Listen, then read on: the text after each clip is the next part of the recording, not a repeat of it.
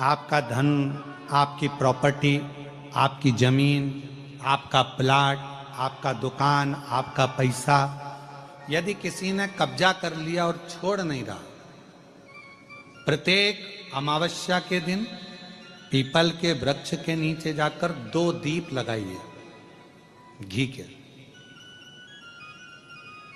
दोनों दीप के सामने एक हल्दी का चावल, एक कुंकू का चावल का दाना रख दीजिए और स्वधा स्वधा स्वधा स्वधा 3 बार कह दो और स्मरण करो, हे हमारे कुलदेव, पितृदेव, शिवदेव, महादेव, कृपा कर कर मेरा जो जमीन है, मेरा जो धन है, मेरी जो प्रॉपर्टी है, मेरा पैसा लोगों ने हथिया लिया, देते नहीं। अपना गोत्र बोलकर स्मरण कर कर बाबा मेरा धन मुझे वापिस ला कर दो। एक अमावस्या पर करो, फिर अगली अमावस्या करो, ऐसे 2-4 अमावस्या करोगे। जिसने ले रखा है वो खुद सोचेगा कि मुझे क्या हुआ कि मुझे देना है, उसका पैसा चुकाना है, धन रखेगा नहीं। पितृ स्वधा का नाम स्मरण करते से जब हम सुधा सुधा सुधा सुधा कहते हैं, पितृ उसको स्वीकार करते हैं। जैसे अग्निदेव की धर्म पत्नी स्वाहा, क्या है, जम के बोलो जरा, स्वाहा। जब हम यज्ञ करते हैं, सांकल ले देते हैं, ओम वैष्णवे स्वाहा। स्वाहा बोलते से ही अग्नि देवता की धर्म पत्नी उस भाग को देवताओं को देती है। उसी तरह तर्पण, तिलांजलि, पिंड तर्पण आदि जितने भी हम पितरों के लिए कर्म करते हैं, उसमें हम स्वधा स्वधा बोलते हैं। जब स्वधा बोलते हैं तो वो स्वधा पितरों को भाग देती है और पितरों से कहती हैं, ये मेरा बेटा दुखी है, इसको ये तकलीफ है, इसको ये कष्ट है, तुम इसका ये कष्ट पितृदेव मिटा दीजिए, महादेव की आज्ञा है, इसको सही कर दीजिए। करते हैं, श्रेष्ठ करते। ओम जयंती मंगलाकारिणी भद्रकाली कपालिनी दुर्गा क्षमा शिवा स्वाहा स्वधा नमोस्तुते। ओम जयंती मंगलाकाली भद्रकाली कपालिनी दुर्गा क्षमा शिवा धात्री स्वाहा स्वधा नमोस्तुते।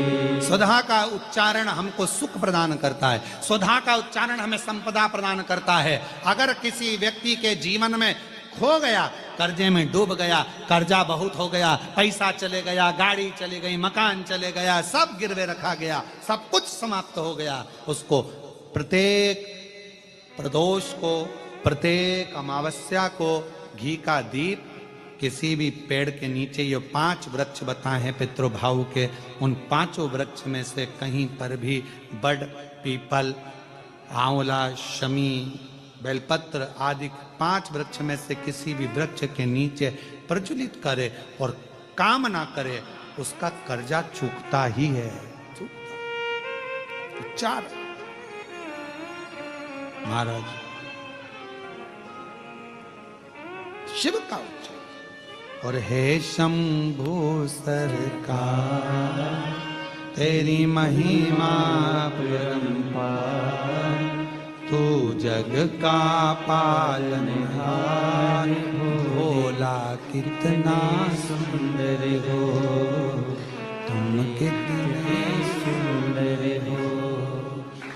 हे शंभु सरकार तेरी महिमा परंपार, तू जग का पालनहार, भोले कितने सुंदर हो, तुम कितने सुंदर हो।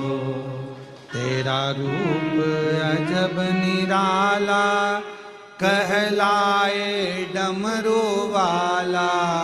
तेरा रूप अजब निराला, बोलो बोलो, कहलाए डमरू वाला। तेरा रूप अजब निराला, कहलाए डमरू वाला, कानों में बिच्छुवन माला, आँखों में तेज विराला, माथे पे चंद्र चंदा, माथे पे सोहे चंदा, तुमसे ही जगत का सारा। हे शंभु सरकार। खड़े नहीं होना, बैठे रहो। एक लाइन गाएंगे बस। पालनहार भोले कितने सुंदर हो, कितने सुंदर हो। हे शंभु सरकार, तेरी महिमा अपरंपार, तू है जग पालनहार भोले कितने सुंदर हो, कितने सुंदर हो। तेरा रूप है अजब निराला, कहलाए डमरू वाला। तेरा रूप है अजब निराला, कहलाए डमरू वाला, कानों में बिच्छुवन माला, आँखों में तेज उजाला। कानों में बिच्छुवन माला, आँखों में तेज उजाला, माथे पे सोहे चंदा, माथे पे सोहे चंदा, तुझसे ही जगत का सार। हे शंभु सरकार, तेरी महिमा अपरंपार, तू है जग का आधार। आधार भोले कितने सुंदर हो, कितने सुंदर हो। हे शंभु सरकार, तेरी महिमा अपरंपार, तू है जग पालनहार भोले कितने सुंदर हो, कितने सुंदर हो। ओ भोले कितने सुंदर हो, ओ भोले कितने सुंदर। हार हार। बड़े भाव से बाबा को प्रार्थना करिएगा। श्री शिवा नमस्तु, श्री शिवा नमस्तु, श्री शिवा नमस्तु, श्री शिवा नमस्तु, श्री शिवा नमस्तु, श्री शिवा नमस्तु। भोला सब दुख काटो मारा, ओ भोला सब दुख काटो मारा। शिव शंकर जपूं तेरी माला, भोले बाबा जपूं तेरी माला, भोला सब दुख काटो मारा। ओ भोला सब दुख काटो मारा। वेश है मंगल मंगलकारी, वेश है मंगल मंगलकारी, शमशान वासी हमारा, शमशान वासी हमारा। ओ भोला सब दुख काटो मारा। ओ भोला सब दुख काटो मारा।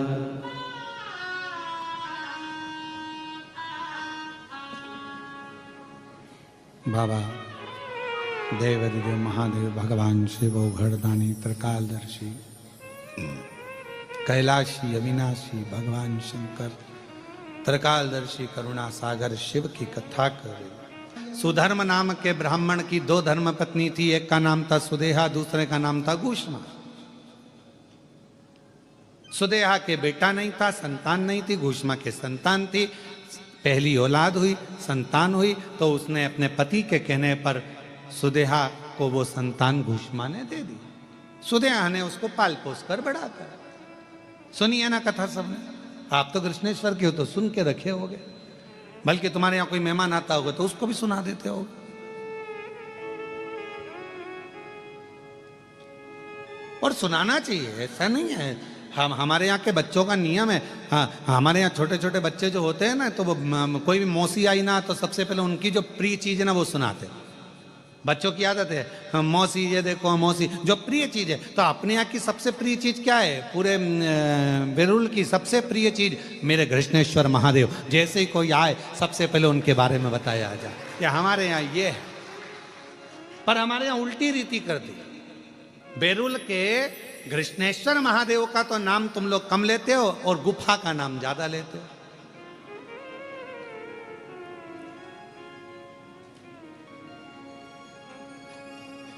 नहीं, हमारी बात का थोड़ा सा किसी न किसी को बुरा लग सकता है, और लग जाए तो लग जाए। एक गिलास गर्म पानी और ठंडा पानी दोनों मिला के पी जाओ, कोई दिक्कत वाला बात। आज दुनिया के लोगों ने, हम कहना नहीं चाहेंगे परंतु लोग समझ जाएंगे हमारी भाषा, आज दुनिया के लोगों ने गुफा को तो प्रसिद्ध कर दिया, पर बेरुल के जो 12वां ज्योतिर्लिंग है, जिस ज्योतिर्लिंग पर पूरे 12 ज्योतिर्लिंग का केंद्र माना जाता है, उसको लोगों ने नीचे दबाने का प्रयास किया।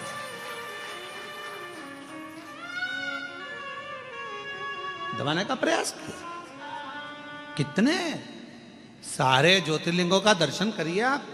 और मेरे को उम्मीद है कि आप जितने बैठे हो, जितने भी आस्था चैनल पर सुन रहे हैं, जितने फेसबुक यूट्यूब पर कथा को श्रवण कर रहे हैं, और जितने यहाँ बैठकर कथा श्रवण कर रहे हैं, आप सब 12 ज्योतिर्लिंग में भ्रमण कर कर आइए। सारे ज्योतिर्लिंगों में जाकर देखोगे आपको खड़े रहना पड़ रहा है, जाना पड़ रहा है, भीड़ लग रही है, व्यवस्था ऐसी है वैसी है, ये हो रहा है वो हो रहा है। और यहाँ क्यों? क्योंकि हम लोगों ने बेरुल के ज्योतिर्लिंग को, कृष्णेश्वर बाबा को तो हमने प्रसिद्ध करने का प्रयास ही नहीं किया।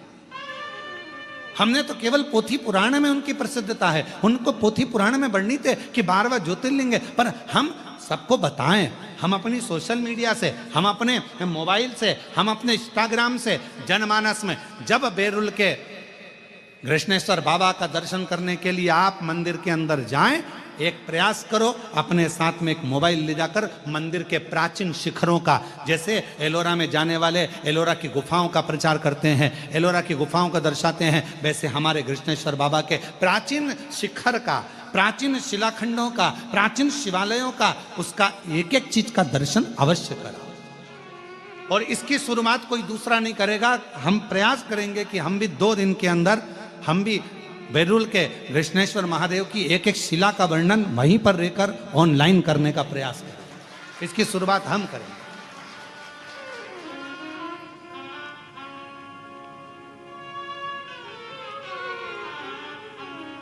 हमारी कैमरा टीम आस्था वालों की भी और हमारे साथ की कैमरा टीम को हम लेकर जाएंगे और वहां खड़े होकर बताएंगे ये शिखर है, इतने साल पुराना, इसका ये अस्तित्व है।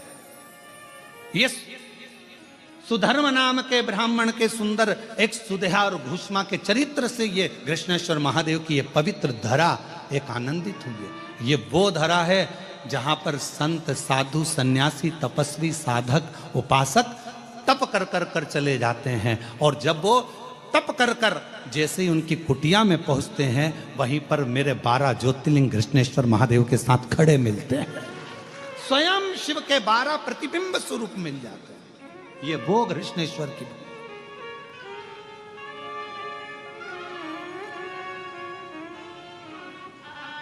हम लोग भूल जाते हैं। तुम सबकी आदत है कि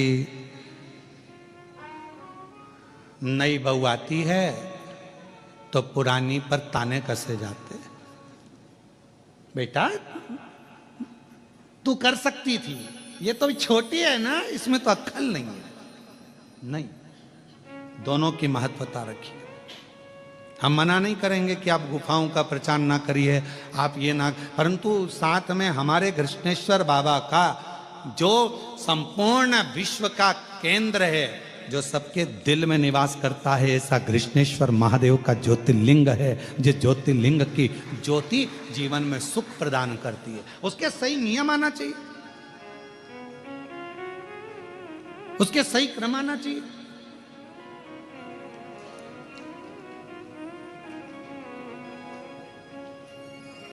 क्यों लिखा स्कंद पुराण में कि 12 ज्योतिर्लिंग में से एक ज्योतिर्लिंग कृष्णेश्वर बेरुल। जिस कृष्णेश्वर मंदिर के प्रांगण में भगवान शंकर के शिवलिंग के मंदिर प्रांगण के अंदर यदि उत्तर की ओर मुख कर कर हाथ में एक बेलपत्र को रखकर उत्तर मुखी बैठकर कृष्णेश्वर बाबा का 7 बार नाम का उच्चारण करने पर कृष्णेश्वराय नमः, कृष्णेश्वराय नमः बोलने पर कामना कर कर एक बेलपत्र यदि नंदी को दे दी जाती है तो बाबा कृष्णेश्वर उसकी झोली कभी खाली नहीं रखते। ये स्कंद पुराण का हम क्यों छोड़े?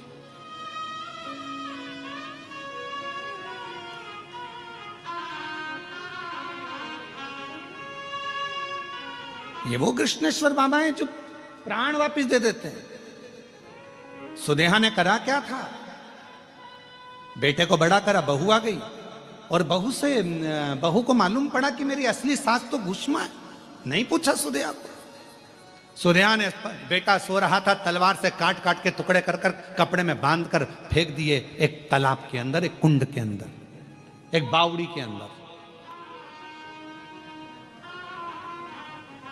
आज भी वो है, आज भी वो बावड़ी है जहां पर टुकड़े फेंके गए। पोटली बंधी थी, घोषणा का नियम था। प्रत्येक सोमवार को शंकर भगवान के शिवलिंग का निर्माण करती थी, विसर्जन करने बावड़ी में जाती थी। सिर पर शिवलिंग था, जाने लगी, बेटे का दर्शन करे 1 हफ्ते हो गया, मेरा बेटा नहीं दिखा। उसको क्या मालूम कि बेटे के तो टुकड़े कर कर कर बावड़ी में डाल दिए गए।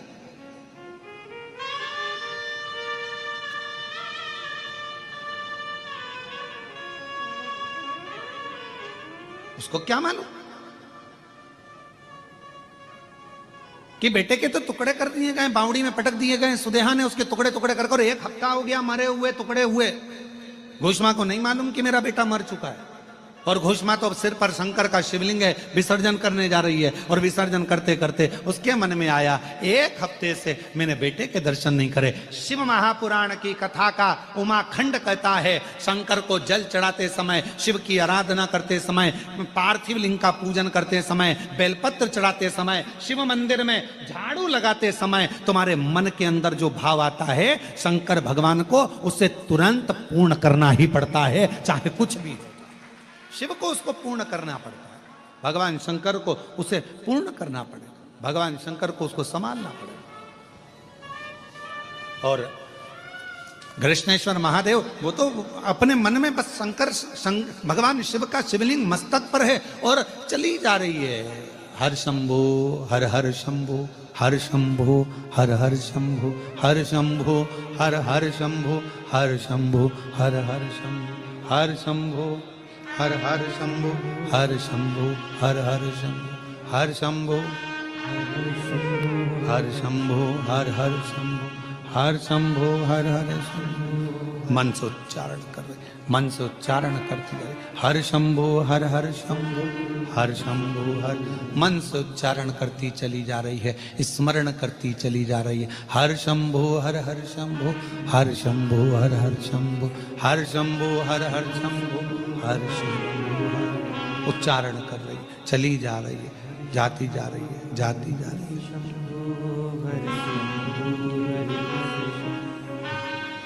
हर शंभो हर हर शंभो, हर शंभो हर हर शंभो, हर शंभो हर हर शंभो।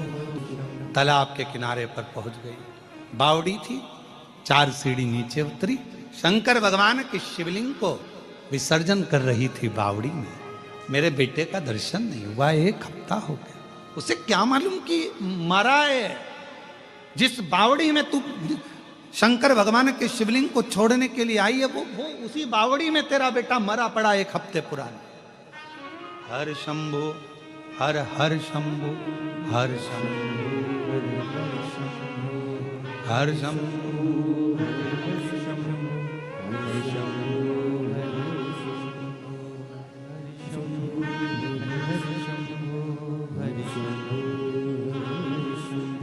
शिवलिंग लिया,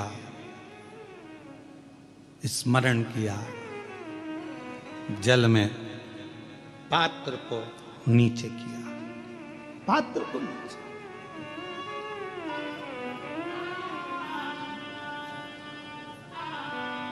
विसर्जन करना आता है ना आप लोगों को?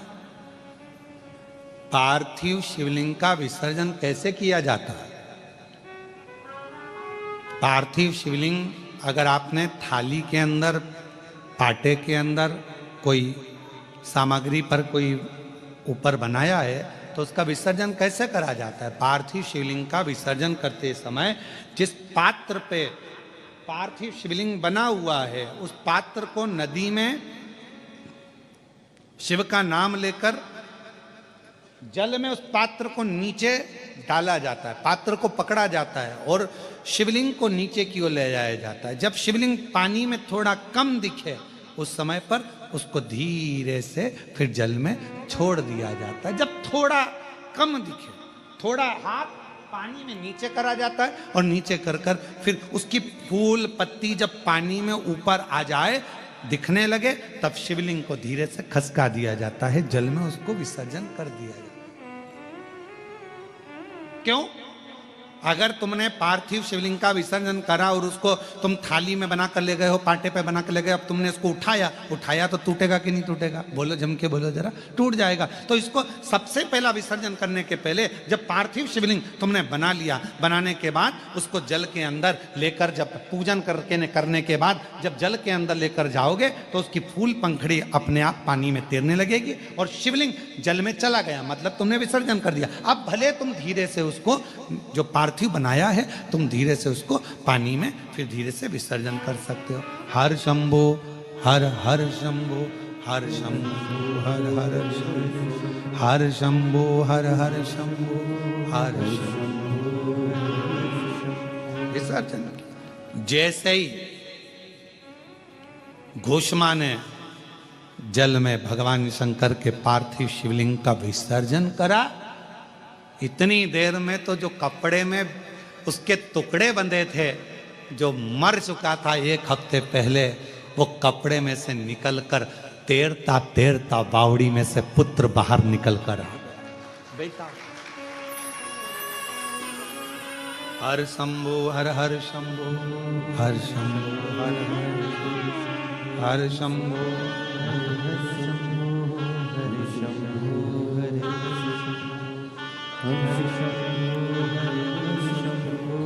हर शंभु हर हर। बेटा निकलते तैरता हुआ बाहर आया और अब बाहर आते से अपने माता के गले में लग गया। माता के पुत्र तू? हाँ मां, मुझे नहीं मालूम कि मैं पानी में कैसे आया, मुझे नहीं मालूम कि मैं पानी में कब पहुंचा, पर मां ऐसा लगता है मुझे कि कोई मुझे जल में लेकर भी आया और कोई मुझे जल से बाहर भी निकाल।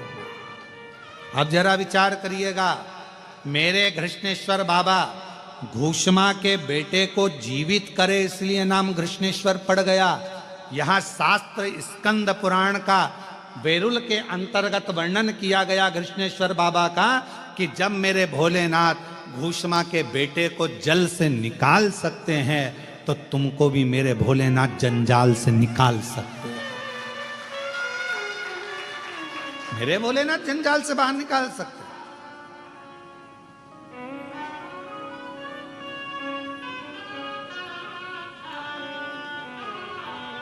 हम शिव को जान नहीं पा रहे, हम शंकर को पहचान नहीं पा रहे। कई लोगों की आदत होती है दूर के ढोल, जम के बोलो जरा, दूर के ढोल सुहावने।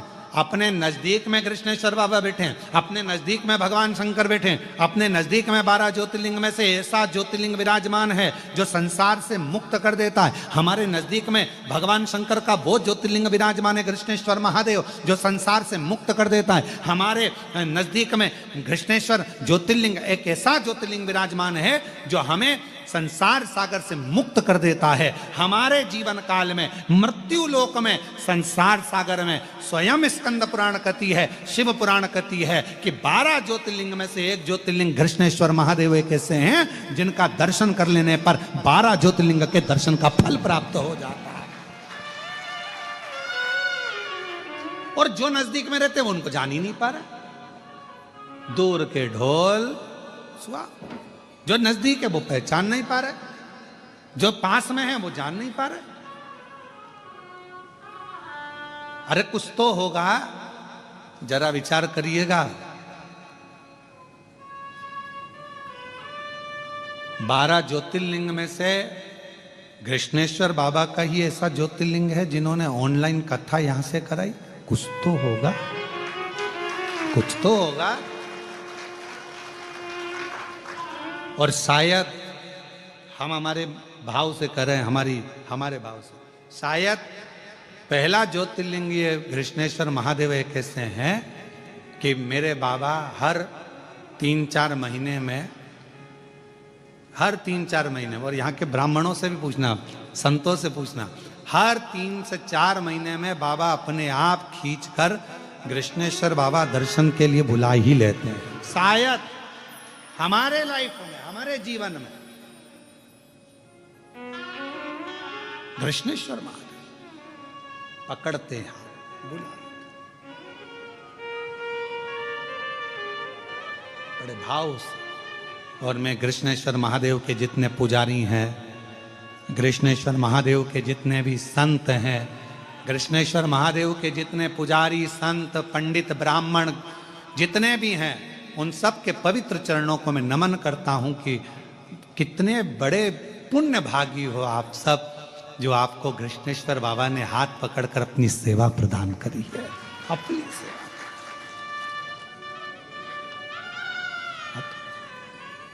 जब भी जन्म मिलेगा सेवा करेंगे तेरी, कहते तुमसे बाबा शरण पड़ेंगे तेरी। देना साथ हमारा बाबा बन कर के तुम साथी, देना साथ हमारा बाबा बन कर के तुम साथी।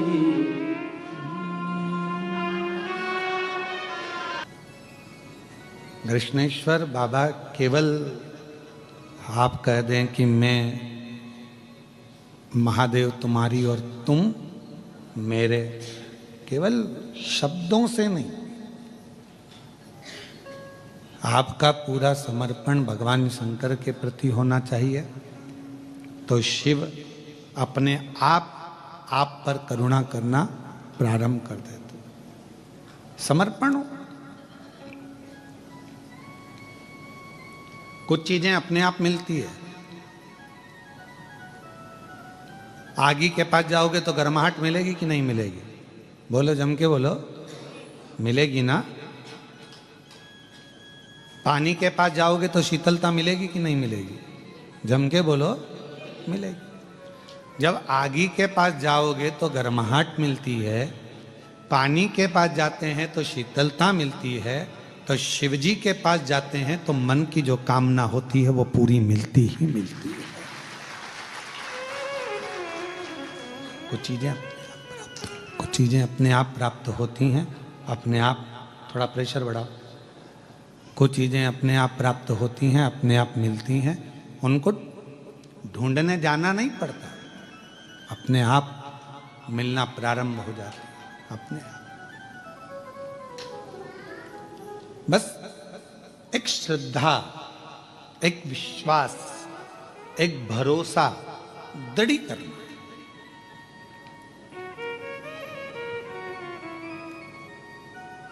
घुष्मा को तो मालूम ही नहीं था कि मेरा बेटा मर गया।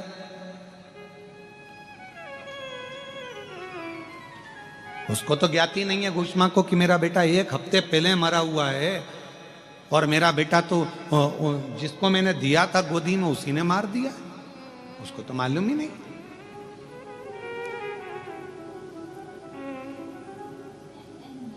अब कौन होगा जो 1 हफ्ते पहले मरे हुए टुकड़े टुकड़े जो पानी में पड़े हुए हैं वो सड़ गए होंगे, गल गए होंगे, पर मेरे शंकर भगवान, यही कृष्णेश्वर महादेव, यही मेरे शंभु, यही मेरे शंकर, यही मेरे त्रिकालदर्शी, यही मेरे कैलाशी अविनाशी शिव, मेरे शंकर ओघड़दानी शंभु ऐसी कृपा कर दी है कि वो 1 हफ्ते पहले मरे हुए उस बच्चे को जीवित कर कर सामने लाकर खड़ा कर दिया।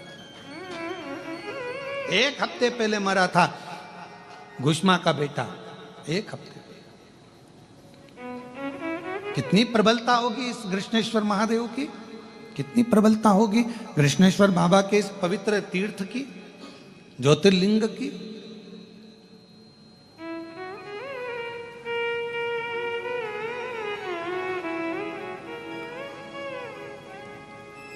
महाराज शिव महापुराण की कथा कर रही है, भगवान शंकर का चरित्र कह रहा है। भटकना छोड़ो,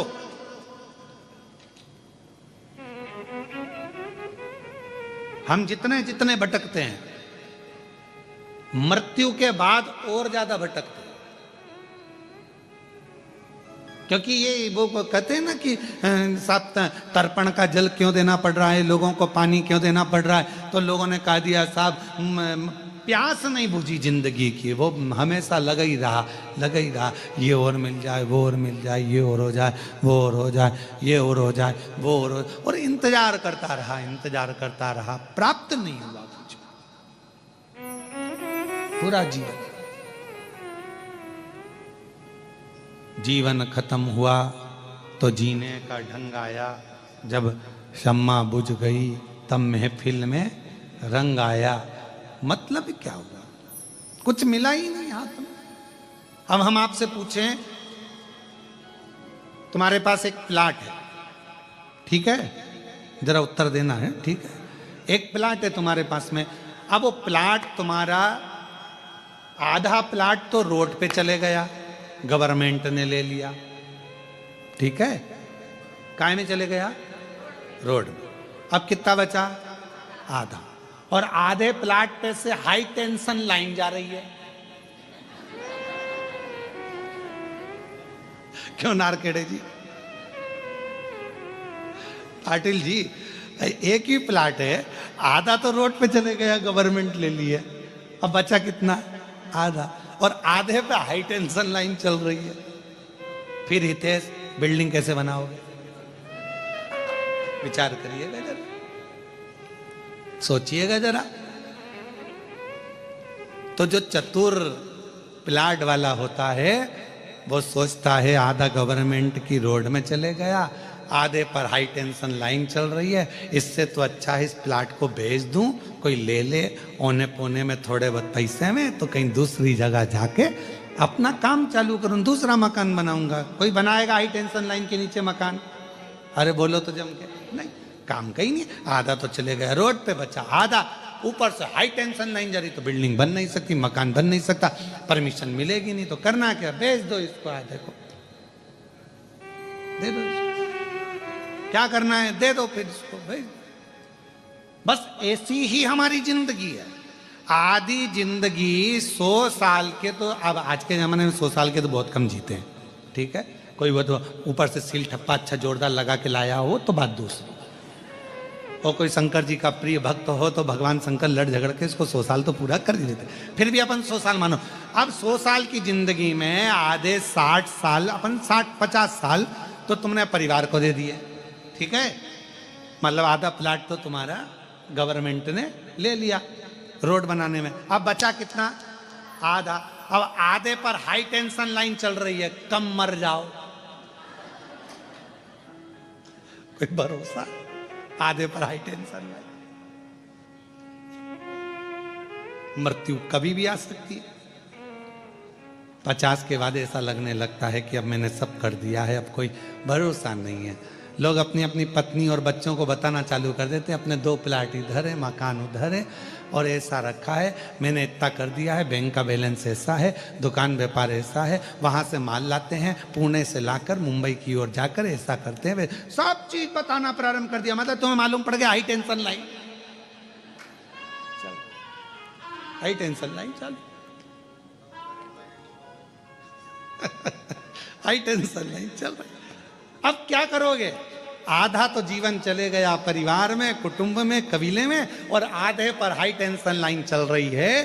तो एक निवेदन है, समझदार बन जाओ, इस प्लाट पर अपना कब्जा मत रखो। अब एक काम करो, इसको निकाल दो, मतलब अब इस प्लाट को कृष्णेश्वर महादेव को सौंप दो, बस काम खत्म, अच्छा हो गया। अब अपने को कुछ नहीं सोचना, हम तो बाबा के भरोसे चलते हैं, हम तो बाबा के भरोसे चलते हैं। ये दुनिया वाले जलते हैं, ये दुनिया वाले जलते हैं, हम तो बाबा के भरोसे चलते हैं। डमरू वाले के भरोसे चलते हैं, वेरुल वाले के भरोसे चलते हैं, सीहोर वाले के भरोसे चलते हैं, हम तो बाबा के भरोसे चलते हैं। तो जो है आधा बचा हुआ जो प्लाट है, आधी बची हुई जो जिंदगी है, जितनी बची, जिसकी हम तुमसे ये नहीं कहेंगे कि वापस पीछे आओ और आधी वापस दो, जो चली गई वो तो निकल गई। कोई 60 का है, कोई 75 का है, कोई 55 का है, कोई 40 का है, कोई 45, जितनी तुम्हारी जिंदगी आधी तुमने परिवार को, कुटुंब को, कबीले को, नातों को, रिश्तों को दे दी। अब आधी जो बची है उस पर हाई टेंशन लाइन चल रही है। तो जितने 50 के ऊपर वाले हैं, आपसे निवेदन है, हाई टेंशन लाइन के नीचे चल रहे हो, इसलिए प्लाट पर मकान मत बनाना। अब ज़्यादा मोह आसक्ति माया मत रखना, अपना प्लाट दे देना, मतलब अपने आप को मेरे देव अधिदेव महादेव को समर्पित कर देना। ये अपनी समझदारी इसी में। और अगर हो अच्छा कोई इंजीनियर मिल जाए तुमको कि हाई टेंशन लाइन के नीचे बिल्डिंग बना दे, तो हमारी कोई दिक्कत नहीं। किसी किसी की अच्छी पहचान होती है और पैसा अच्छा जोरदार होता है तो हाई टेंशन लाइन बाजू में खसक जाती है। जैसे राजा श्वेत, मृत्यु आई, यमराज आया, पर शंकर जी से पहचान थी, उनने फाइल पे सिग्नेचर करके दे दिए, बाजू के खेत वाले के हाई टेंशन ले जाओ, इसको छोड़ दो, पहचान दी, सिग्नेचर काम कर। और शंकर जी के सिग्नेचर के चक्कर में तो ब्रह्मा जी इस्तीफा दे रहे थे। ब्रह्मा जी इस्तीफा क्यों दे रहे थे? ब्रह्मा जी ने कहा मुझे तो ब्रह्मा रहना ही नहीं है। तो भगवान विष्णु ने पूछा तुम ब्रह्मा क्यों नहीं रहना चाहते? कि मेरी चले ही नहीं तो ब्रह्मा रहने से मतलब क्या? भाग्य लिखता मैं हूं और भाग्य में लिखा कि इसके जीवन में दुख आएगा, और ये शंकर जी को एक लोटा जल चढ़ाने चली जाती है, वो सीहोर वाले महाराज के कहने पे इसका दुख खट जाता है, तो फिर मुझे लिखने से फायदा क्या? क्या लाभ मुझे, फायदा कौन सा?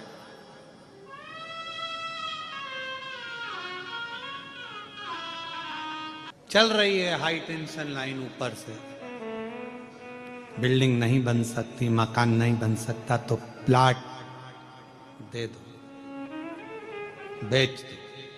अर्थात मालूम पड़ गया कि अब शरीर ठीक नहीं है, चल रहा है हाई टेंशन लाइन, मौत छोड़ दो, अब भगवान के चरण छोड़ दो। रोज प्रतिदिन भगवान को प्रणाम कर कर महादेव नमन चरणों में स्वीकार कीजिए, सबका किया है मेरा भी उद्धार कीजिए, उद्धार कीजिए। हे त्रिपुंडधारी है त्रिशूलधारी है त्रिपुंडधारी है त्रिशूलधारी चरणों में तेरे बाबा जी पावन है चारों धाम। तेरी देव करते वंदना पूजे हैं सीताराम चरणों में तेरे बाबा जी पावन है चारों धाम। तेरी देव करते वंदना पूजे सीताराम हो जाए पूरी कामना हो जाए पूरी कामना उपकार कीजिए सबका किया है मेरा भी उद्धार कीजिए उद्धार कीजिए है त्रिपुंडधारी है त्रिशूलधारी भगवान के प्रति समर्पण के भाव को प्रबल बनाओ केवल कहने से नहीं भाई। कई लोग कह देते तू बोले तो मैं तेरे लिए जान दे दूं मत दे 5 लाख रुपए दे दे जान नहीं चाहिए वो 5 लाख कहां से लाऊंगा तो अभी तो कह रहा था जान दे तू।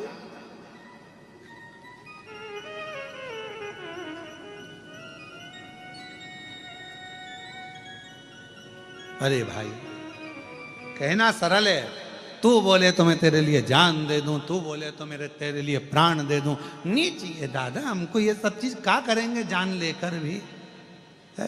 प्रशासन पीछे पड़ जाएगा क्या मतलब तुम्हारी जान लेने से तो तुम तो एक काम करो जो तुम्हारे पास में वो अच्छी वाली 4 व्हीलर गाड़ी है वो हमको दे दो नहीं चाहिए क्या करें अरे नहीं चाहिए तुम क्यों कई लोग कह रहे हैं भगवान को तुम अंबर चाहिए भगवान को पीताम्बर चाहिए भगवान को इतना दूध चढ़ाना पड़ेगा भगवान को इतना दही चढ़ाना पड़ेगा भगवान को इतना शहद चढ़ाना पड़ेगा भगवान को इतना सारा सामान देना पड़ेगा भगवान की पूजन में शंकर जी की पूजन कोई सरल है क्या। आज के जमाने में सोशल मीडिया पे लोग डराते हैं शिव जी की पूजन में ये मत करना शंकर जी की पूजन में वो मत करना शंकर जी की पूजन कोई साधारण है क्या। अरे जिसने शिव महापुराण की कथा को सुना है जिसने शिव महापुराण की कथा को पढ़ा है जिसने स्कंद पुराण पढ़ी है लिंग पुराण पढ़ी है नर्मदा पुराण पढ़ी है कुर्म पुराण पढ़ी है वो जानता है कि सारे देवताओं में सबसे सरल पूजन अगर किसी की है तो देव अधिदेव महादेव की एक लोटा जल बोल बम का नारा है। इतने धीमे बोलोगे तो कल्याण तुम्हारा अच्छे से बोलो बोल बम का नारा है। कितनी जोरदार बोले अच्छे बोले क्या अब उसमें लोग कह रहे हैं शिव शंकर भगवान इतना बहुत सारे आडंबर से प्रसन्न ही नहीं होते शिव जी को प्रसन्न करना है कितनी सुंदर बात राख भस्म चढ़ा दी शिव प्रसन्न हो गए। किसी देवता के मंदिर में जाकर राख चढ़ा कर आना ट्रस्टी कैमरे में ढूंढेंगे तुमको कौन आया था रात चढ़ाकर चला पूरे मंदिर के ट्रस्टी ढूंढेंगे डंडा लेके तुम्हारे पीछे पड़े पर शंकर जी के मंदिर में राख चढ़ा दी शिव जी को प्रसन्न हो गए बेलपत्र चढ़ा दी और बेलपत्र भी नहीं थी इतने चतुर शिव जी की उठा के जल से धो के हर हर महादेव शंभो काशी विश्वनाथ गंगे हर हर महादेव शंभो काशी विश्वनाथ गंगे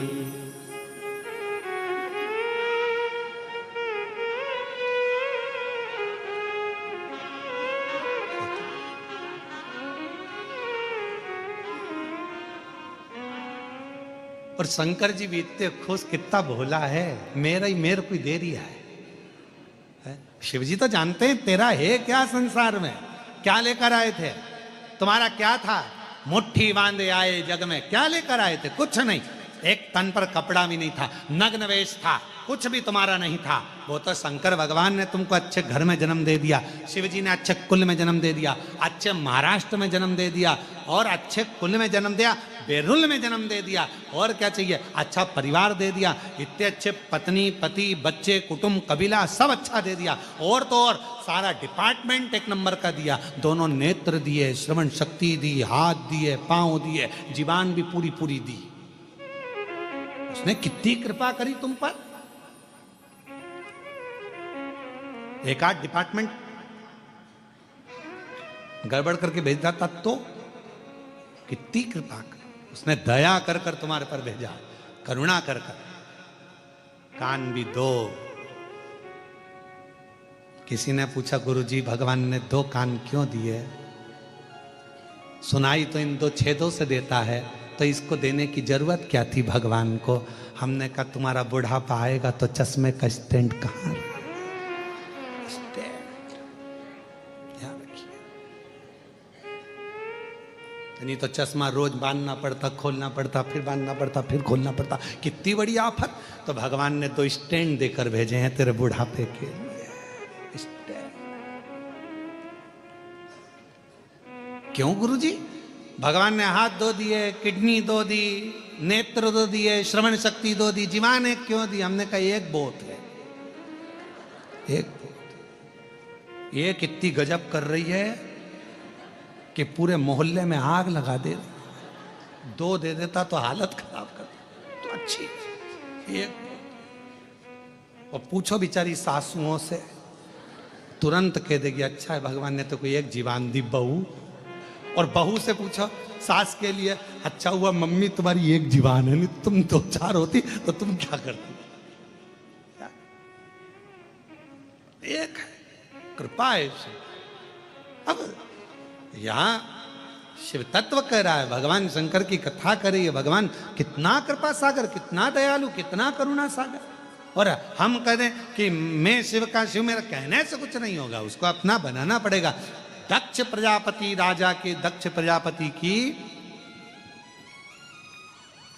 एक बेटी थी। वैसे तो 60 कन्याओं का सुंदर सुंदर चरित्र वर्णन आता है, उसमें रति का, प्रसूति का, उसमें रति का, सती का, माता प्रसूति के गर्भ से जन्म बताया गया है, और बहुत सुंदर सुंदर भाव बताया गया, बहुत सुंदर। उसमें एक ब्रह्मा जी द्वारा प्रकट करी गई एक कन्या, जिसको दक्ष प्रजापति को दिया गया, जिसका नाम था स्वधा। क्या नाम है? स्वधा। बड़ी सुंदर कन्या, इतनी सुंदर। दक्ष प्रजापति उस स्वधा नाम की कन्या को खूब आनंद से स्नेह करते, प्रेम करते, उसको बेटी के आनंद में उसको पालन करते। स्वधा भगवान देवाधिदेव महादेव की साली भी लगती है, क्योंकि बड़ सास भी लगती है। क्यों? क्योंकि प्रसूति की एक बेटी सती है, तो माता प्रसूति की एक बेटी स्वधा भी है, रति भी है, रोहिणी भी है, चंद्र को भी आई। ऐसी कई बेटियों का चरित्र दक्ष प्रजापति के आता है। आप और हम शिव महापुराण में भगवान देवाधिदेव महादेव के इन पवित्र चरित्रों का स्मरण करते हैं। कई चरित्र। और स्वधा छोटी है, छोटी, पर स्वधा का नियम था। स्वधा का एक नियम था, किसी भी वृक्ष की छांव के नीचे बैठती थी और भगवान शंकर के मंत्र का स्मरण करती थी। नमः शिवाय, ओम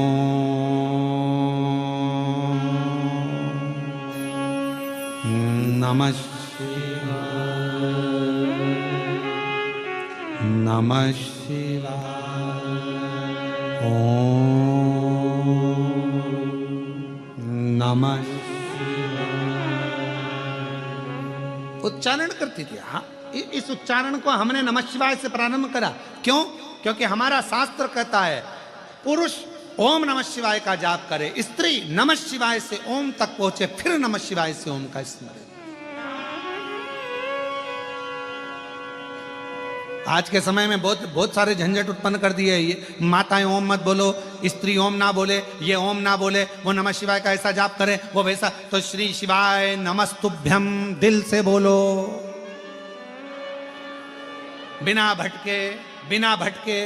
कोई कहे ये बोलो, कोई कहे वो बोले, तो ध्यान रखो भटक रहे हो तो फिर श्री शिवाय नमस्तुभ्यम। अगर भटक रहे हो तो श्री शिवाय नमस्तुभ्यम पर रुक जाओ, फिर हमें कहीं नहीं भटकना। अब हमको ये सोचना नहीं कि ये बोले कि नहीं बोले। कोई ने कहा ओम बोलो, कोई ने कहा नहीं बोलो, कोई ने कहा ऐसा बोलो, कोई ने कहा वैसा बोलो। तो श्री शिवाय नमस्तुभ्यम, श्री शिवाय नमस्तुभ्यं श्री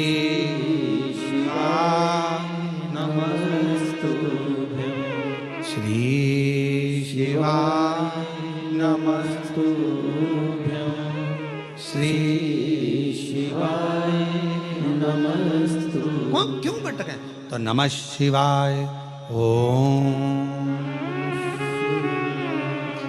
नमः शिवाय नमः शिवाय ओम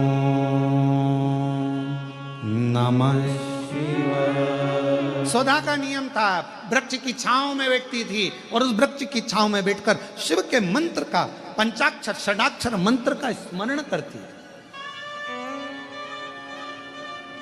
क्यों? किस लिए?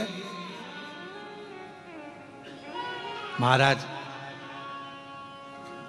हमारे शास्त्र वर्णन करते हैं किसी घर के अंदर बैठकर तप करा तो एक मंत्र का एक फल मिलता। समझना जरा बहुत अच्छे से, एक मंत्र का एक फल। किसी सरोवर के तट पर जाकर, नदी के तट पर जाकर मंत्र जपा तो एक मंत्र का 10 गुना फल। कितना? 10 गुना। और समझना, किसी तीर्थ में जाकर जपा तो एक मंत्र का 100 गुना फल।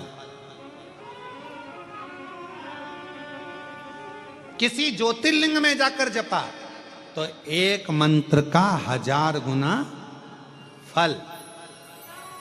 और क्या कहा? बट वृक्ष, पीपल वृक्ष, बेलपत्र वृक्ष, आंवला वृक्ष, शमी वृक्ष,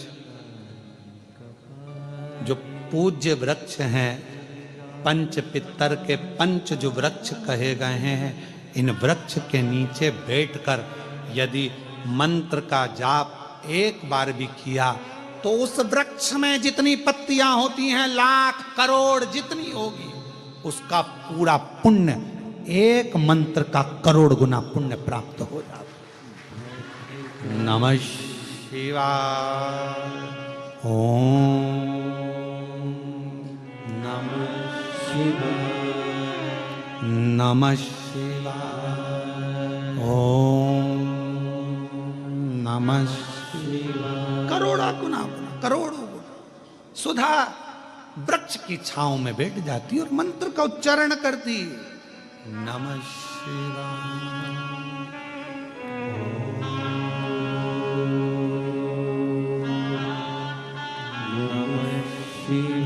बैठी है, स्वधा जप कर रही है, मंत्र उच्चारण कर रही है।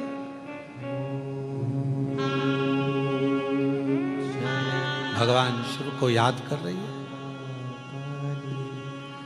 कोई पूजन नहीं जानती, कोई आराधना नहीं जानती, कोई साधना नहीं जानती,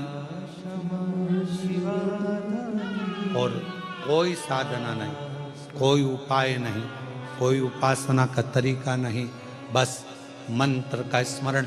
नमः शिवाय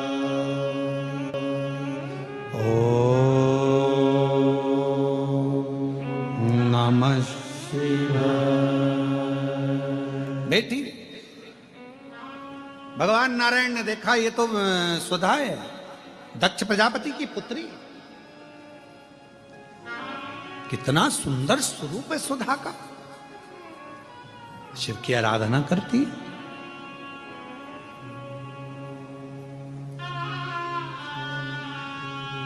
दक्ष प्रजापति की जितनी बेटियां थी सबको, सबके पुण्य को देखा गया।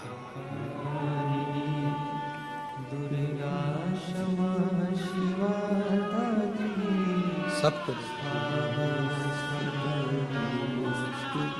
इतना सारा पुण्य, सारी देवियों का ढेरों पुण्य था, पर उन सारी देवियों में सबसे ज्यादा पुण्य सुधा का था। सबसे ज्यादा पुण्य सुधा का। सबसे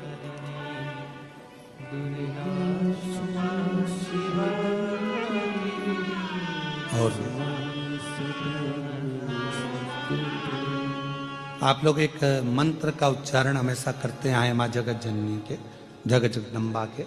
उसमें स्वधा का स्मरण देखिएगा कितना प्रबल है। ओम जयंती मंगला काली भद्रकाली कपालिनी दुर्गा क्षमा शिवा दात्री स्वाहा स्वधा नमस्तुते। ओम जयंती मंगला काली भद्रकाली कपालिनी दुर्गा क्षमा शिवा धात्री स्वाहा स्वधा नमस्तुते। ओम जयंती मंगला काली भद्रकाली कपालिनी दुर्गा क्षमा शिवा धात्री स्वाहा स्वधा नमस्तुते। श्री महापुराण की कथा कर रही है। स्वधा इतना तप कर ली, इतना तप, क्योंकि एक तप उसका प्रबल था कि वृक्ष की छांव में बैठकर भगवान के मंत्र का उच्चारण करना। भगवान के मंत्र का उच्चारण, भगवान के मंत्र का उच्चारण, और लगातार भगवान शिव को।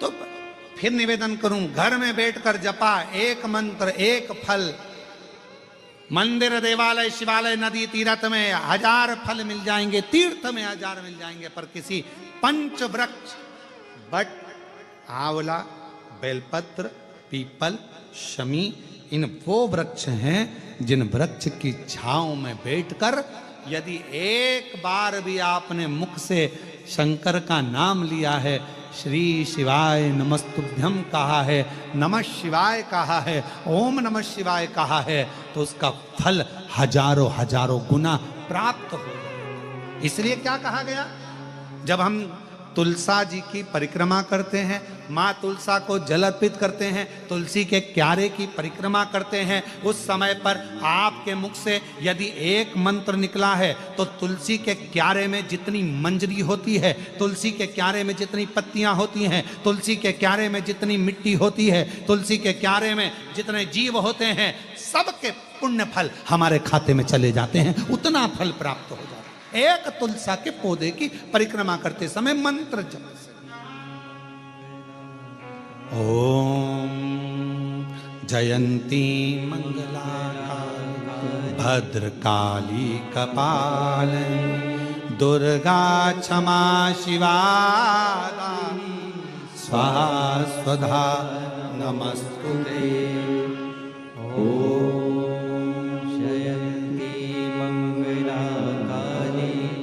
भद्रकाली कपालिनी दुर्गा क्षमा शिवा धात्री स्वाहा स्वधा नमस्तुते। भगवान शिव की उच्चारण कर रही है वृक्ष के नीचे। इसलिए हमारे सनातन धर्म में प्रत्येक सनातनियों के घर में, प्रत्येक हिंदू बहन भाई के घर में और प्रत्येक व्यक्ति के घर में जितने सनातनी है सबके घर के दरवाजे पर आंगन में तुलसी का क्यारा होना चाहिए। वो सनातन धर्म की एक प्रखरता है, वो सनातन धर्म की एकजुटता है। एक तुलसी का क्यारा मेरे हनुमान जी ने देखा था विभीषण के दरवाजे। हनुमान जी विभीषण के यहां प्रवेश कर गए। जब हम तुलसी के क्यारे में जल चढ़ाते हैं, तुलसी के क्यारे के पास खड़े होकर भगवान के मंत्र का उच्चारण करते हैं। नमः शिवाय बोलो, नारायण का मंत्र बोलो, ओम नमः भगवते वासुदेवाय बोलो, राम नाम, कृष्ण नाम, शिव नाम, जो तुम जपना चाहो वो जपो। तुम एक बार जपोगे तुलसी के क्यारे के पास खड़े होकर, हजारों गुना फल अपने आप प्राप्त हो जाए। घर में ही, तुम्हें कहीं जाना ही नहीं, घर के अंदर ही।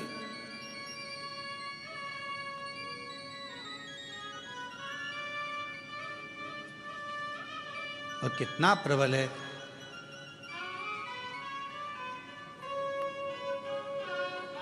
साधु चले पौआ पौआ, चींटी ने बचाई के। साधु चले पौआ पौआ, चींटी ने बचाई के। और राजा चले हाथी घोड़ा, पालकी सजाई के। राजा चले हाथी घोड़ा, पालकी सजाई के। तुलसा मगन भई, हरि गुण गाई के।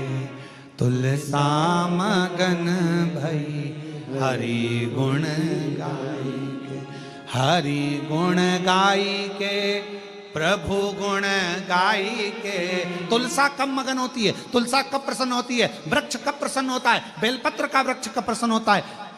शमी का वृक्ष कब प्रसन्न होता है? बेलपत्र का वृक्ष, बट वृक्ष कब प्रसन्न होता है? उसकी प्रसन्नता होती है जब हम भगवान के मंत्र का उच्चारण करते हैं। हरि गुण गाई के, प्रभु गुण गाई के। आप भी बोलो, हरि गुण गाई के, प्रभु गुण गाई के। अरे तुलसा मगन भई, हरि गुण गाई के। तुलसा मगन हरि।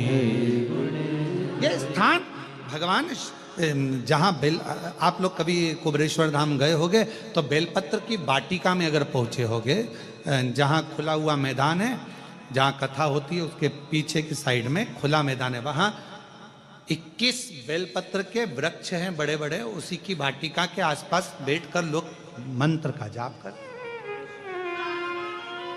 आप अगर कुबरेश्वर धाम गए होगे तो वट वृक्ष की छांव में बैठे होगे।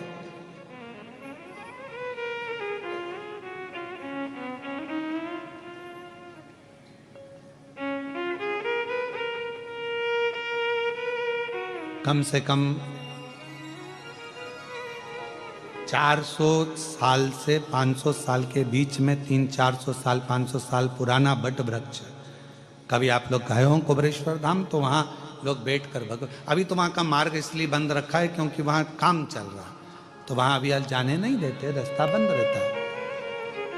नहीं तो मंदिर प्रांगण के पीछे ही जहाँ कथा होती है उसके ठीक पीछे के साइड में बट वृक्ष बहुत विशाल, उसकी छांव में अगर आप कभी बैठे और शिवनाम का उच्चारण कर कर देखना, कभी बैठकर एक बार दिल से मन से 2 क्षण बैठकर आप उसका उच्चारण कर कर देखना। अभी उस स्थान पर तो निर्माण चल रहा है, जिससे भक्त लोग वहाँ पहुँचे तो वहाँ आराम से बैठकर मंत्र उच्चारण कर सकें, ऐसी व्यवस्था वहाँ करी जा रही। बैठे उच्चारण करें, श्री शिवा कभी मौका लगे। और कभी अभी जब वहाँ का निर्माण पूरा हो जाएगा तब आप लोग जब दर्शन करने उस बट वृक्ष की छांव में, जहाँ बेलपत्रियों का कुंज है, बेलपत्रियों का कुंज जहाँ है 21 वृक्षों का, उसके पास में कभी बैठ कर देखिए, 2 क्षण 2 स्मरण कर कर देखो, बैठ कर। केवल कुबरेश्वर धाम आप गए, जरा मंदिर में दर्शन किया और दर्शन कर कर नहीं, कुबरेश्वर धाम के कुछ स्थान है उसका आप दर्शन करो, वहाँ बैठो, थोड़ा स्मरण करो वहाँ बैठकर कि आखिर इस धाम की इतनी महत्वता क्यों है, क्यों इतनी महत्वता, क्यों इतनी।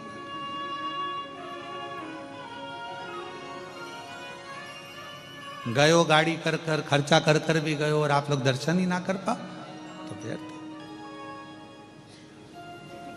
हमारा बहुत मन होता है किसी तीर्थ में जाए ना तो वहां का बहुत दर्शन करें, बहुत दिल से, पर दर्शन करते समय इतना भक्त लोग कहीं कोई इधर से पढ़ रहा कोई उधर से पढ़ रहा तो फिर दर्शन कहाँ हो पाते हैं।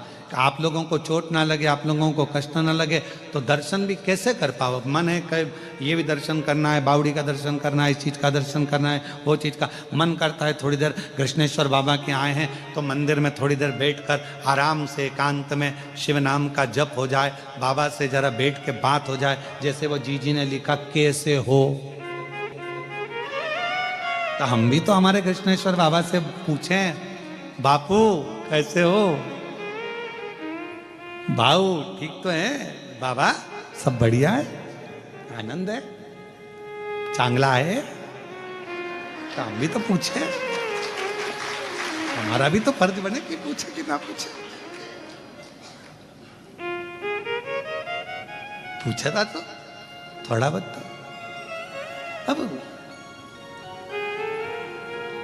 योग है वो तो भगवान शिव की कृपा। और कहें ये तो कल एक माता जी ने कहा कि हम भी कथा में आना, हमने कहा जगह नहीं है। पर आज तो जीजियों ने गजब करा, दरवाजा ही रोक के खड़ी थी वहीं पर। फिर हमने ऊपर से इशारा करा हितेश को, हमने कहा हितेश आन दो इनको अंदर, आन दो, आ जाओ बैठने कथा सुनो। और वहीं बैठ के भजन गा रही है वो भोला, और हाथ का इशारा किस पे कर रही थी मालूम है, जितने बाउंसर लगे थे उन पे, भोला सब दुख का, जितने काले कपड़े पे खड़े थे बाउंसर उनकी ओर इशारा कर रहे थे, ओ भोला सब दुख।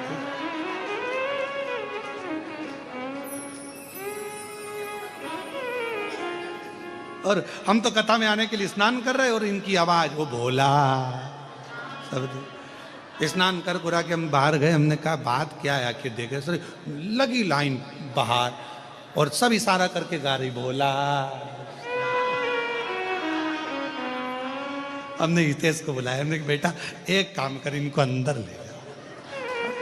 कहा गुरुजी हाल में जगह नहीं है। मैंने कहा हाल में नहीं हो, दिल में होना चाहिए, तो ले जा इनको अंदर ले जा।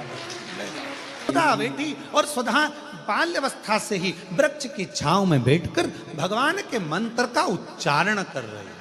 उच्चारण थोड़ा ध्यान देना एक बात को, जिस वृक्ष के नीचे बैठकर आप मंत्र का जाप करते हो उस वृक्ष की पत्ती को नहीं तोड़ना, इसका स्मरण। जिस बेलपत्र के वृक्ष के नीचे बैठकर आप भगवान के मंत्र का उच्चारण करती हो, माला जपती हो, उस वृक्ष की पत्ती को तोड़कर नहीं चढ़ाना, उसको रहने दो।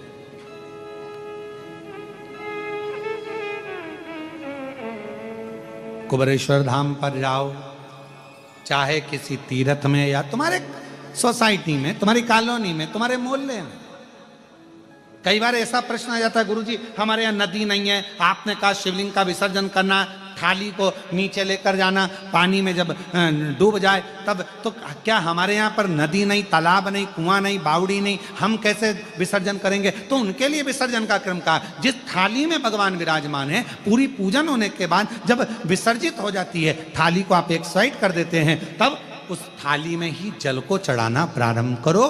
तसले में, पात्र में उस शिवलिंग का विसर्जन करो, उसके बाद उसको किसी वृक्ष में ले जाकर डाल दो। ये भी एक विसर्जन का तरीका। बड़ी बड़ी शहरों में, बड़ी बड़ी सिटियों में नहीं है तालाब, नदी, सरोवर, बावड़ियां, कहाँ जाए ठंडा करने, विसर्जन करने, उनके लिए।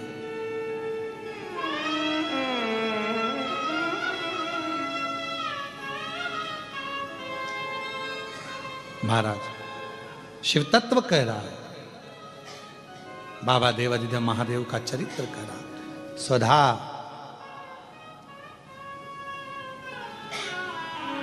बेटी वृक्ष की छांव में उच्चारण कर रही है, नमः शिवाय। ओम नमः शिवाय। सब बोलिए नमः शिवाय। ओम नमः शिवाय। नमः शिवाय। ओम नमः शिवाय। सदा जिस वृक्ष की छांव में बैठकर जप करती है, माला जपती है, भजन करती है, स्मरण करती है, मंत्र जाप करती है, उसकी पत्ती को सदा नहीं तोड़ती है। क्यों? क्योंकि जितने समय तक उस वृक्ष की छांव में बैठकर आप भजन करते हो, तप करते हो, साधना करते हो, उस वृक्ष की पत्ती में वो मूल मंत्र समाहित रहता है। जब जब उस वृक्ष के नीचे से निकल कर जाते हो, उस पत्ती का तत्व हमारे, उस पत्ती का रस तत्व हमारे जीवन को कृतार्थ करते जाता है और हमारा उद्धार होते चले जाता है। रहने दो।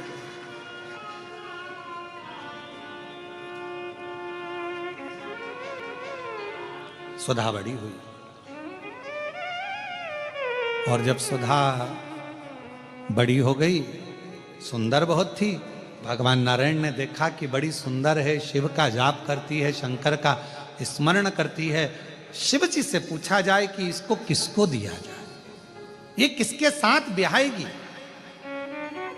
इसका विवाह किसके साथ होगा, ये शंकर भगवान से पूछा गया।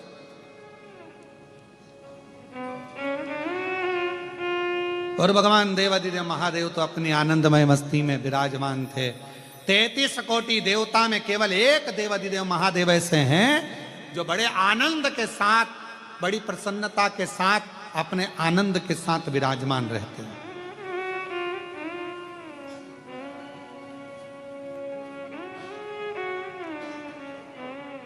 जब लाइफ का बेस्ट चैप्टर चालू होता है ना, तो व्यक्ति अपने शोक करना भूल जाता है। जब बेस्ट चैप्टर चालू होता है,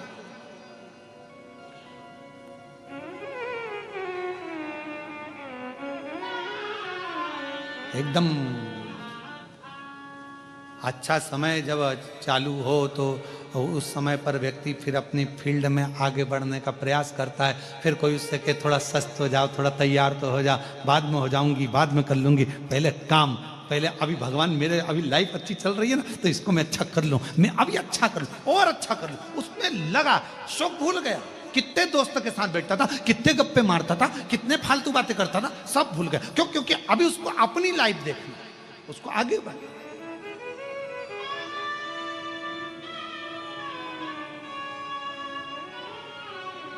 किसी ने बहुत अच्छा कहा है, बुरों की संगत को अगर छोड़ना है तो अपनी क्वालिटी को अच्छा करना प्रारंभ करिए, अपने आप संगत छूट जाएगी। जैसे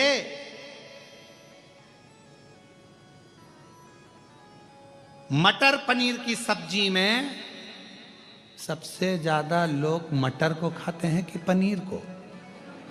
जम के बोलिए, पनीर को। छाट छाट के बड़े प्रेम से खाते उसको, पनीर। क्यों? मटर महंगा है कि पनीर? बोलो बोलो, जरा जम के बोलो। पनीर। तो मटर पनीर की सब्जी में पनीर को वीआईपी बनाया गया, तो वीआईपी पनीर को चुना गया, ठीक है, मटर को छोड़ दिया गया। अब मालूम पड़े आलू मटर की सब्जी हो तो आलू मटर की सब्जी में कौन वीआईपी है? मटर। फिर लोग आलू को एक साइड कर देते हैं, मटर को खाते हैं। इसलिए निवेदन है, दूसरे के साथ में तुम्हारा वीआईपी नेस नहीं आएगा, अपने आप को पनीर और मटर बनाना है। आलू तो कोने में पड़ा रहेगा। जितने तुम वीआईपी बनते चले जाओगे, ये बेकार सब छूटते चले जाएंगे और तुम्हारा जीवन अग्रण्य हो।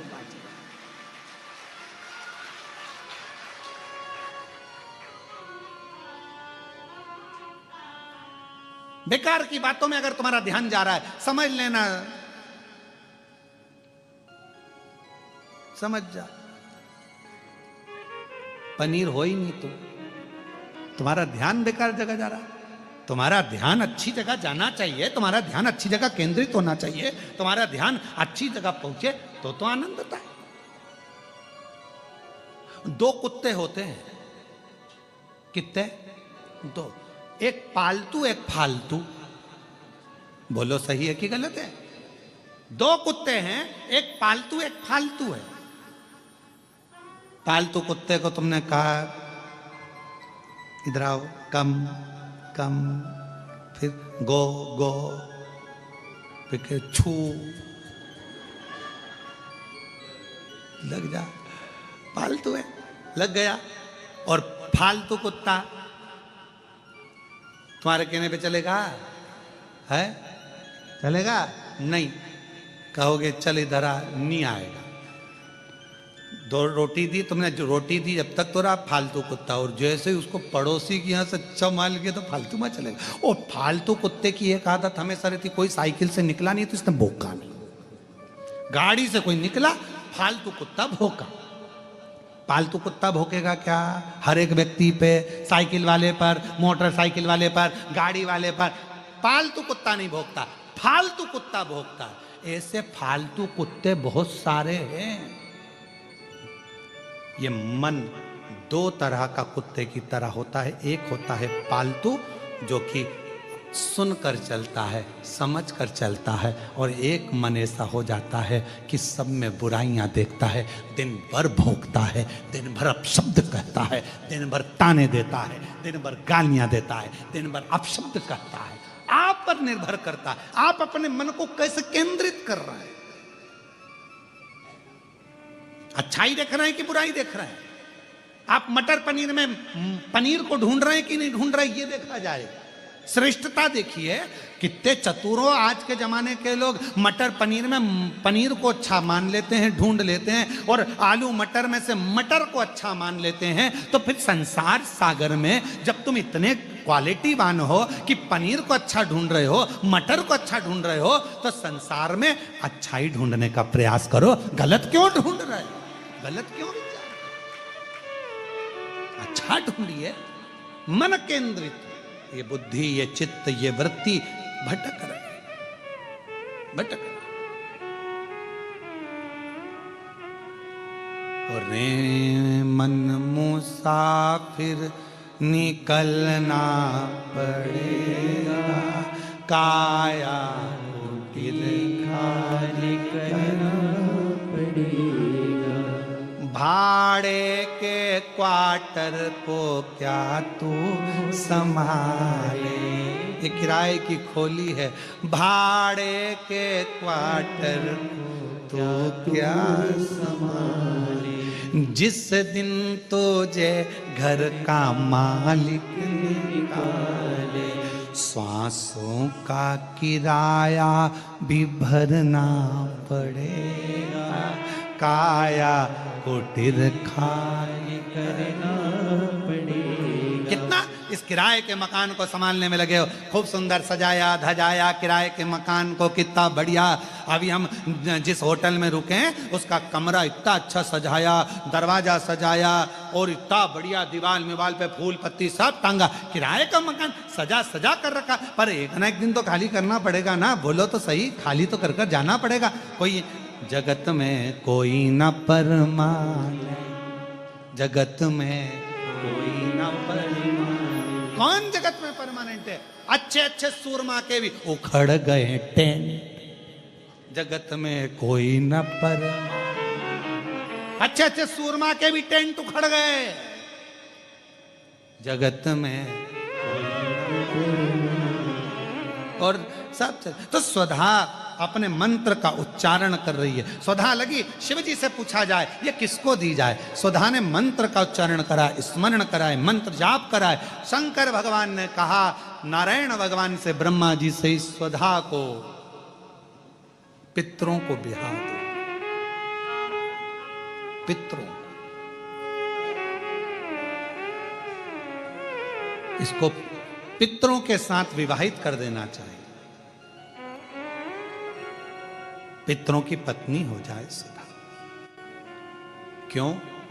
इसका पुण्य बड़ा प्रबल है। जप के माध्यम से ये जीवों का कल्याण करती है। तो जब पितरों का स्मरण होगा, कोई ब्राह्मण भोज कराए, पितरों के लिए तर्पण करे, तिलांजलि दे, पिंड दे, भोजन दे, यज्ञ करे, अनुष्ठान करे। यदि स्वधा स्वधा स्वधा 3 बार, स्वधा 4 बार, स्वधा 5 बार, ऐसे स्वधा का यदि 5 बार भी कोई नाम ले लेगा तो उसको पिंड और तर्पण का पुण्य फल पितरों तक पहुंच जाएगा। स्वधा। इसलिए मां जगतजननी की स्तुति में स्वधा का स्मरण आया। ओम जयंती मंगलाकारी भद्रकाली कपालिनी दुर्गा क्षमा शिवा दानी स्वाहा स्वधा नमस्तुते। ओम जयंती मंगलाकारी भद्रकाली कपालिनी दुर्गा क्षमा शिवा दानी स्वाहा स्वधा नमस्तुते। जब हम सुधा सुधा सुधा कहते हैं, अगर आप पितृपक्ष में, श्राद्ध पक्ष में कोई तुमसे कह दे कि तेरे शरीर में ये रोग हो गया, कोई ने कहा बड़ा रोग हो गया, कोई ने कहा कैंसर जैसा रोग हो गया, कोई ने कहा किडनी बेकार हो गई, कोई ने कहा थायराइड हो गया, कोई ने कहा चर्म रोग हो गया, कोई ने कहा ये हो गया, कोई ने कहा शरीर में, कोई ने कहा पत्रिका देखकर ज्योतिषी ने कहा तुम्हारा ग्रह बेकार चल रहा है, तुम्हारे ग्रह पूरे तरह से बेकार हो गए। कोई कहे कुंभ राशि बेकार हो गई, कोई ने कहा ये राशि बेकार हो गई, कोई ने कहा वो राशि बेकार हो गई, कोई ने हाथ देखकर कह दिया कि तेरी किस्मत में ये सुख नहीं है। अगर पितृपक्ष में, पितृपक्ष के अंतर्गत यदि शिवजी के मंदिर में जाकर 1 लोटा जल, 3 चावल के दाने, 3 बेलपत्र पितरों का स्मरण कर कर सुधा सुधा सुधा सुधा कहकर पितरों के हेतु भी अगर समर्पित कर दो तो शिव उसको स्वीकार कर कर सुधा पितरों से कहकर कल्याण कर देती, दुख समाप्त हो जाता, कष्ट मिट जाता। स्वधा ब्राह्मण भोजन करा रहे हो, गौ माता को श्राद्ध पक्ष में रोटी दे रहे हो, स्वान को रोटी दे रहे हो, कागल को निकाल रहे हो, कौवे को रोटी दे रहे हो, स्वधा का स्मरण सुख देता है, सुख देगा।